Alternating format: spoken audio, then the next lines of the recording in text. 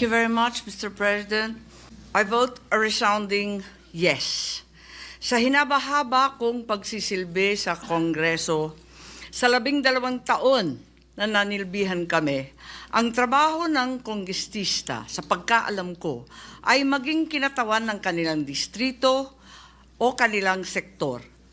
Bakit naman ngayon ay naging tagabantay na lamang sila ng humihiyaw na dambuhalang sanggol? Ginawa ng bonjing na armas ang impeachment.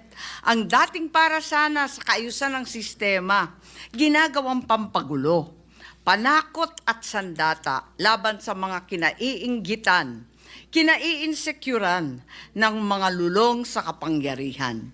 Galangin naman natin ang Korte Suprema. Huwag tayong umastang Supremer Court. Supremest pa. Wala namang ganun ah.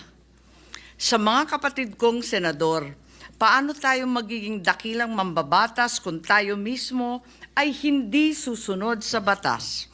Ang boses ng Korte Suprema ay boses ng konstitusyon.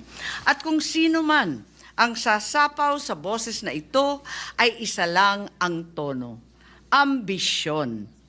Kaya naman, mag-move on na tayo. Magtrabaho at huwag konsintihin ang isang spoiled na bonjing. Huwag nang busugin ng pabor. Huwag nang pumayag dahil may pabuya.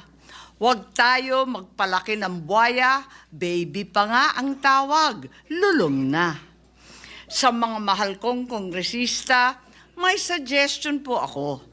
Ito suggestion lang naman, ano? Huwag niyong masamain.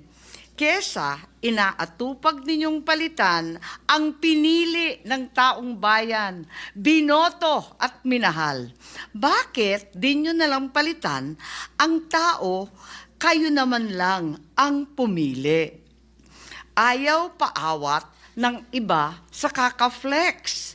Ano kaya kung yung speaker nyo na lang ang paltan nyo? Kaya nyo yan.